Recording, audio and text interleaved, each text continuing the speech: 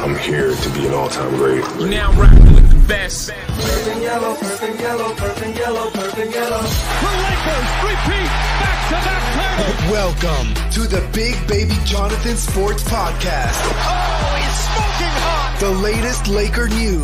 Another great Showtime feed. The greatest Lakers show. This is going to be legendary for a long time. This is the Big Baby Jonathan Sports Podcast. Lakers all day. Go Lakers! What's good, everybody? It's your boy Big Baby here from Big Baby Sports. Hit that like button, subscribe to the channel. Got a very special guest, Steve Mason from the Mason Ireland Show on 710 ESPN Los Angeles, man. How's it going, man? Thank you for coming. Thank you for joining the show today. Absolutely. It's good to be on. Excited. I just got off the holiday weekend, so I go back on the air tomorrow. I've had a couple of days off, but I'm excited to go back. Man. Let's get into it, man. So tell us a little bit about your career, man. Like, what inspired you to be a broadcaster and on the radio as well? Well, when I was a kid, I was only like 15 years old. I went to a local radio station in Toledo, Ohio, and I bought 5 minutes of airtime every afternoon. Then, in order to pay for it, I would go and sell advertisers on running commercials during the show. So I ended up with a 5-minute sportscast every afternoon at 5 o'clock. And I did that for about 2 years. That was sort of the beginning of my broadcast career when I was only 15.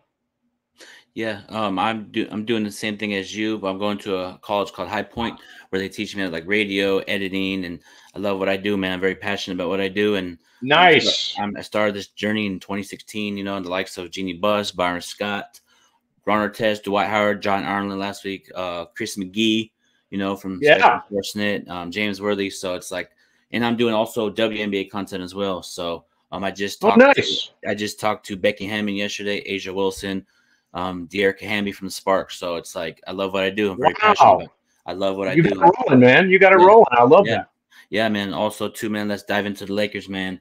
How do you feel about this Laker team, and how do you feel about Bronny James being a Los Angeles Laker? Well, I thought it was going to happen all along. I mean, we said weeks ago, I thought LeBron, his podcast partner, would be the head coach. I thought they would take Bronny at 55. I thought it went and LeBron would sign an extension. It went exactly like I thought it was going to go. Mm-hmm. What I didn't anticipate is that the Lakers wouldn't be capable of making some roster improvement so far. At least as of this moment, they've really done nothing. They're running back the same team that they had last year. Yeah, most definitely, man. It's unfortunate, but Bronny James, not surprised. And I feel like I watched the summer league game on, I think, Saturday. He didn't score as much, but I liked his energy on defense. He, his shot, he's young, so I feel like he's going to get the experience because his dad's LeBron James. He can get the knowledge and wisdom and stuff. The fact that we didn't do anything, that's kind of rubs me the wrong way. I'm just keeping it real, man. Because LeBron's in his 20-something seasons, man. We got to go for it. JJ Redick's the coach, and I would have went all in for DeJounte Murray. I would have went all in for Trae Young, but the fact that, like LeBron said at the Team USA press conference yesterday, it's 2 to tango. So it's like, Lakers are trying, and it seems like teams don't want to help out the Lakers to get better. That's how I feel. Yeah, I mean, I thought the Kawhi or the Clay thing had a real chance of happening. I know Michael Thompson was recruiting like crazy and ultimately couldn't get it done. I thought for a minute there, I thought that was going to happen. I thought DeMar DeRozan was possible. He wound up with the Kings. The guy I still like that's out there is, and he's not a big contract, but Gary Trent Jr. is out there and available, and he can absolutely score and gives you a secondary ball handler, which I think the Lakers really do need right now. So I think Trent makes sense. The guy I love the most is Lauri Markkanen, who is on the trade block in Utah, but Danny Ainge is driving a really tough bargain. The catch with him is you sign him or you trade for him.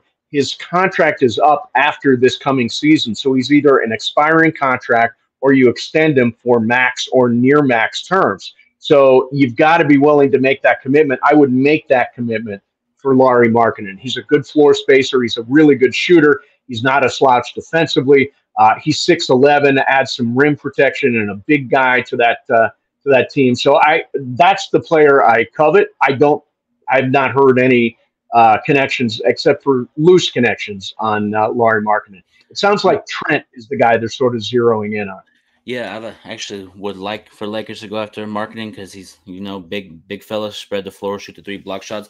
But I already know Utah probably asked for Austin Reeves, a bunch of picks, Yep. and for a player like Larry Marketing, I'm willing to put Austin Reeves on the table, in my opinion, man. Because I am too. I'm you know, willing to do it. I love Austin Reeves. Love the guy. yeah, And he's gritty and he's tough. And in a lot of ways, he's a fan favorite. He's got the personality of the team.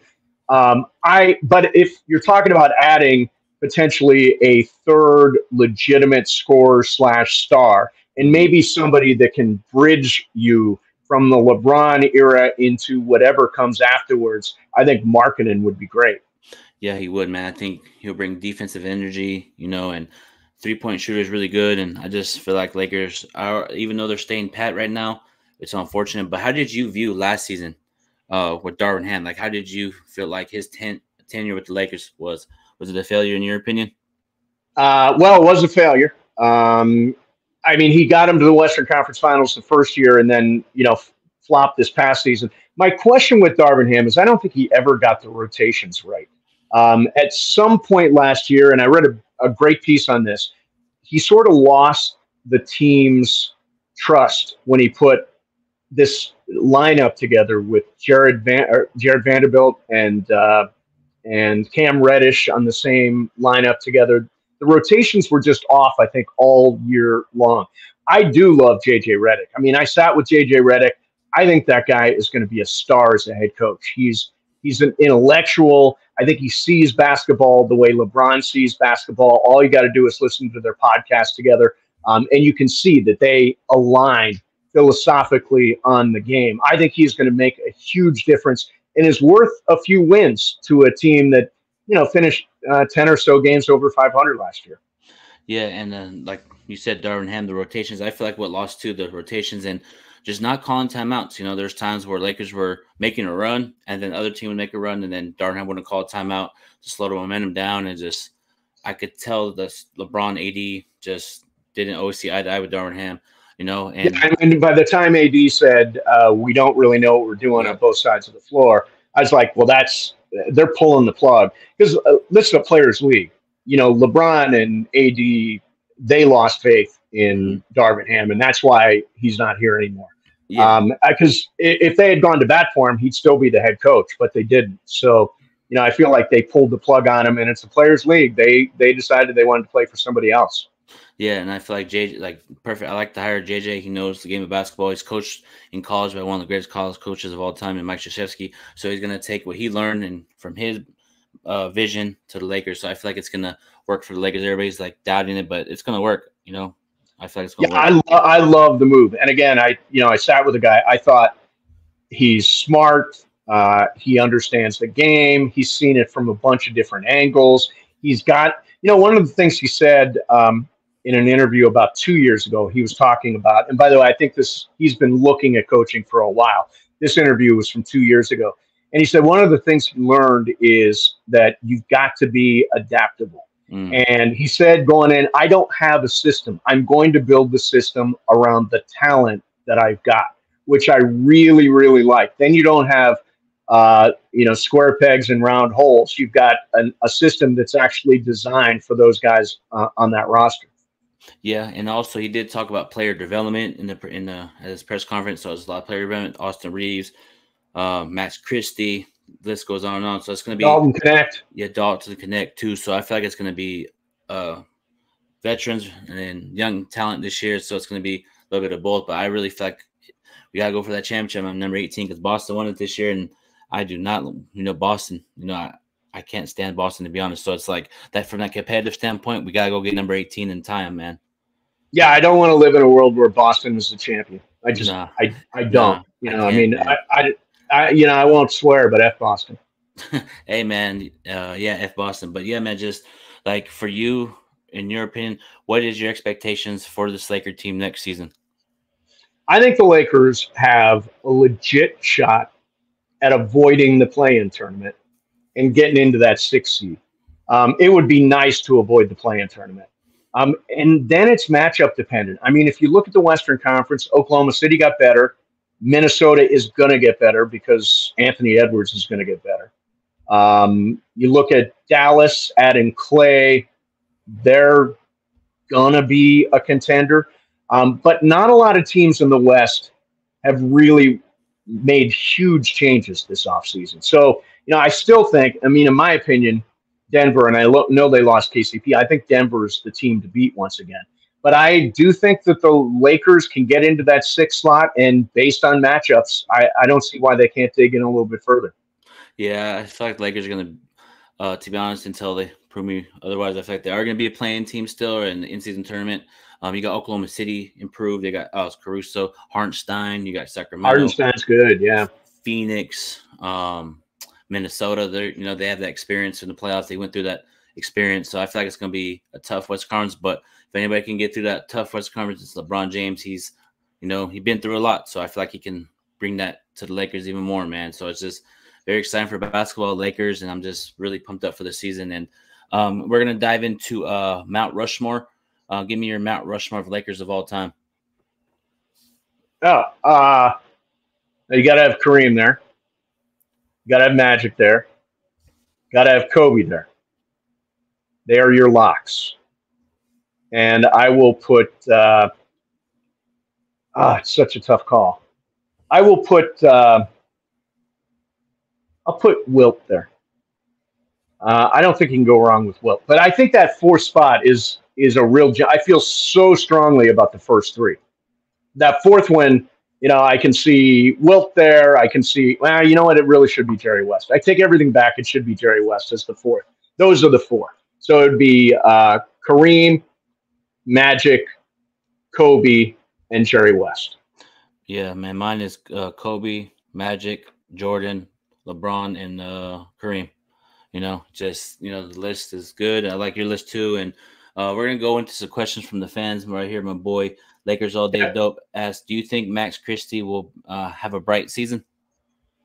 You know what? I liked him on the floor last year. I don't know about you. I thought he played really well. Defensive intensity, I thought he made a jump from year 1 to year 2. Focus on player development. I think Max Christie has got a real chance to be a steady rotation player for this team. Yeah, most definitely. That's the thing. There were times where you produce really well, and then that's the thing. Darvin Ham would take him out of the rotation, and it's like at times Max Christie would play great defense, shoot, and at times he would bring the energy off the bench. At times when we're down 10 points, 9 points, and anytime Max Christie would get going, like I said, Darvin Ham would take him out. It's like that's why I feel like one of the reasons Darvin Ham got let go because of the rotations and other things, but. I thought Max never saw – I don't think he ever saw the floor during the Denver series. I think he could have made a difference. Again, defensively could have made a difference in that series. Yeah, I agree 100%. And I'm going to ask you a question too, man. How do you think D'Angelo Russell is going to do back with the Lakers if he decides to stay here, if we don't trade him away? D'Angelo's coming off a really good year. He shot the lights out last year until the postseason. My question with him is always the postseason. He's had a couple of bad ones now with the Lakers. I still suspect that he is going to be traded. He's their most tradable contract. And if they want to tweak the roster, that's the key to doing it, is to move that very movable contract. I think it's 18.7, very movable contract. To juggle the roster a little bit, to maybe add a shooter. They took a run at Buddy Hield, couldn't get Buddy Hield. They could use a shooter. Just a dead-eye shooter would make a difference for them. Yeah, I agree 100%, but I feel like he is going to stay. JJ Redick, I feel like him and D'Lo and JJ would get along, like, for coaching and, like, the scheme of basketball. I feel like that would work well, but I feel like we shouldn't bring the roster back because we need a new fresh start with JJ in there, and we need shooters. We need to go get number 18, man, because it's just last 2 seasons have been rough for the Lakers, man. Here's the thing: there aren't a lot of 7 seeds who say let's just run it back, right? I know they've added Dalton Connect and Ronnie James is going to be, but they have not made significant changes to the roster, and I still think they need a makeover of some kind. And like LeBron says, it takes 2 to do a deal. Rob Pelinka needs to find that. Rob Pelinka, in many ways, I think is really on the clock right now. What he does for this season, the moves that he makes, I think are going to determine whether or not he continues as the Lakers general manager. I mean, I think Rob, my problem with him is he doesn't stick with anything. I mean, it's like a revolving door. If you look at that 2020 team, why did we break up that team? Why did we make the deal for Russell Westbrook? I mean, these were big deals where we gave away a lot of assets, or we traded a lot of assets. And, I think it's time to sort of accumulate some assets now, which is what I think they need to do.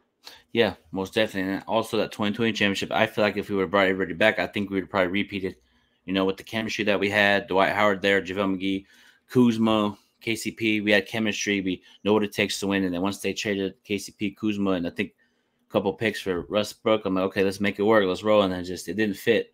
So maybe the Lakers are learning from their mistakes to be like, okay, that they're kind of hesitant on going all in because of what happened with the Westbrook thing. That's how I feel. You know what I mean? Well, the other dynamic now is, I mean, you look what's going on in Phoenix. You can't.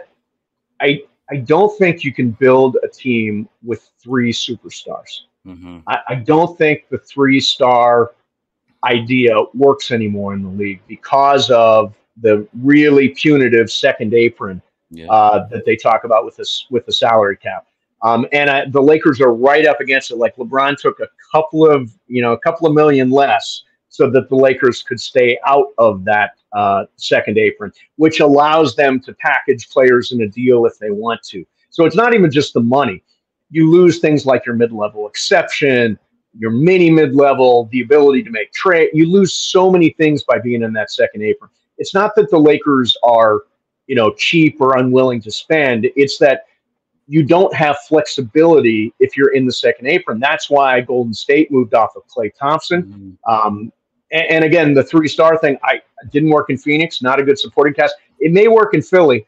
I love Maxey, and I think the addition there is going to make a difference. And I think that on top of that, they've done a good job building a bench there with Oubre and Drummond and some guys like that. So that may be a spot where the 3-star thing works. But generally, I think the days of we need 3 superstars, that's over. Yeah, because it's like big threes don't work anymore, like you said. And I also feel like a lot of people like to have 2 stars and build through the draft and have a bunch of good role players. Like, hate to say it, Boston had it, Dallas had it. So it's like that's the new thing now in this era. So I understand it. I understand why Lakers are not going all in yet, but I feel like Rob Pelinka is working something. I don't know what he's working on, but he usually comes out of nowhere sometimes, man. Well, look at the Celtics last year. The Celtics, they've got their big 2, and they saw the opportunity to add Drew Holiday and Porzingis. That's what my expectation was for this Lakers offseason is where is our key guy that we're adding. They got better because of Drew Holiday. They got better because of Porzingis. We need that. We need somebody who's going to improve the roster and also give us a different look and a different feel. And JJ may be a different weapon. Yeah, man, I'm excited for JJ Redick. And, I'm a big-time NFL fan. I'm an LA Charger fan. I'm going to ask you this because you're in Los Angeles. Oh, no, I'm wearing a Rams hat. That's all good. But what is it going to take for the Los Angeles Chargers to get recognized in LA? It's going to be really tough. They are, by all accounts, the second team in town, right? The Rams are the primary team and the Chargers are second. Now, I will say this. Jim Harbaugh has a chance to turn it on its head. If Harbaugh is able to generate some excitement, and I think as coaches go, he's a star. I mean, he's clever. He's interesting. I don't know if you've seen his business card with all the different quotes on the business card. It's like he's just a really interesting dude.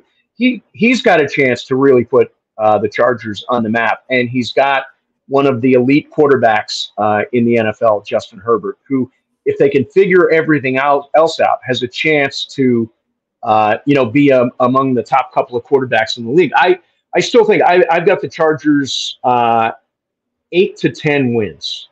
That range. So there's some upside. I mean, they can break the playoffs for sure. And in the end, winning is what's going to make all the difference. Yep, most definitely. Because I've been a Charger fan since the LT days. Phillip Rivers, Drew Brees, had a lot of heartbreaking losses, especially one with Brandon Staley being up 27-0. Oh yeah.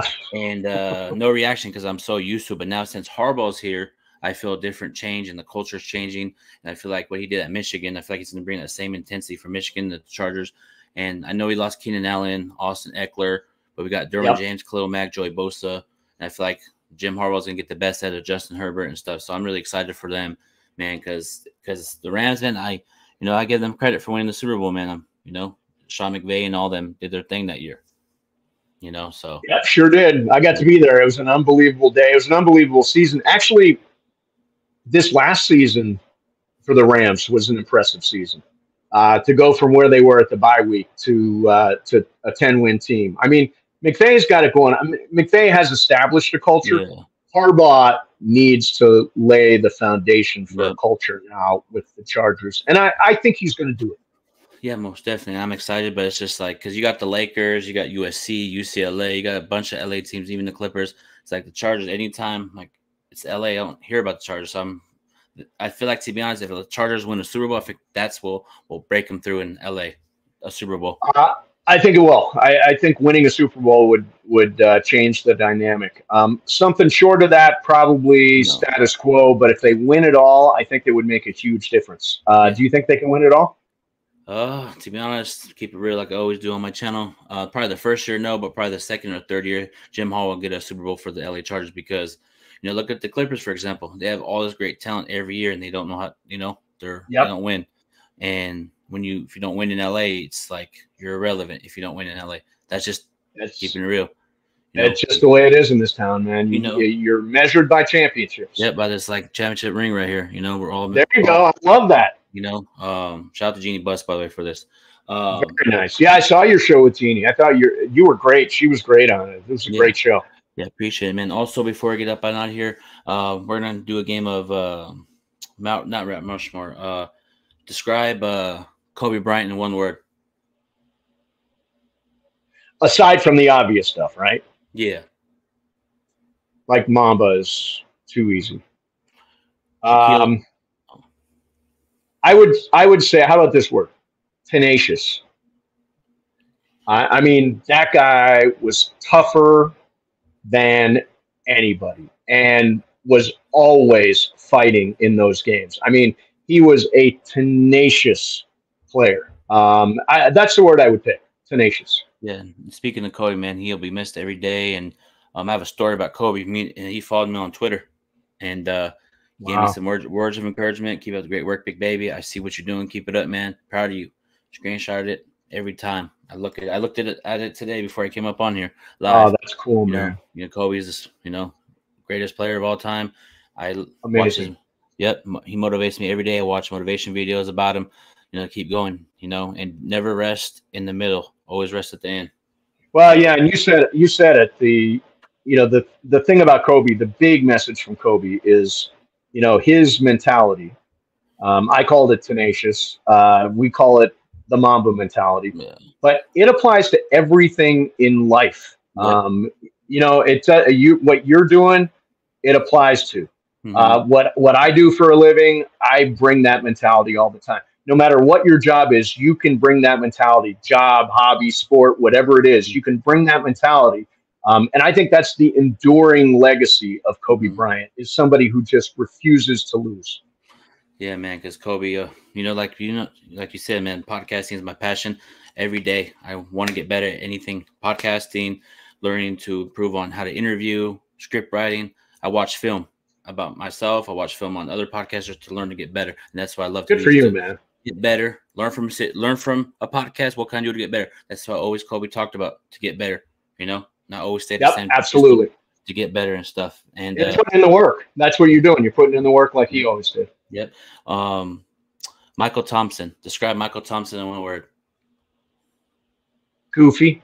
He really is a goofy old guy. I mean, the stuff that comes out of his mouth is just ridiculous. And he gets away with stuff that nobody else could get away with because he's Michael Thompson.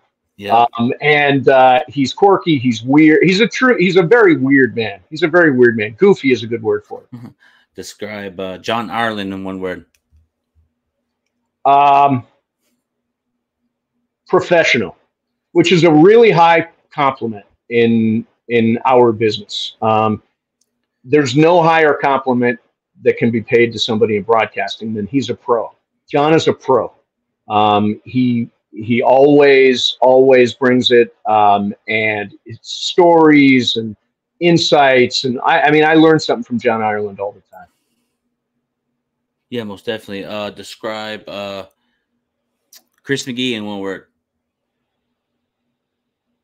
He is, God, he's kind of charming.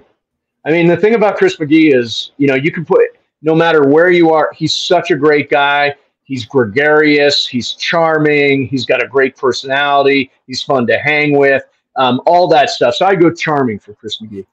Yeah, man, because I had him on my podcast, man. He's hella humble. He's hella chill, and also, too, describe, before I get on here, one more, describe Magic Johnson. How about iconic? Yep. He's iconic. I mean, in so many ways. I just saw, he's the fourth professional athlete to surpass $1 billion in net worth. Only 4 athletes have done that: LeBron, Tiger, I forget the other one, and then Magic Johnson just went over $1 billion. I mean, in terms of his play, in terms of his business acumen, I mean, whether it's movie theaters or Starbucks or whatever it is, I mean, he owns all kinds of stuff, and everything he does is successful. So I would say iconic is the word for Magic.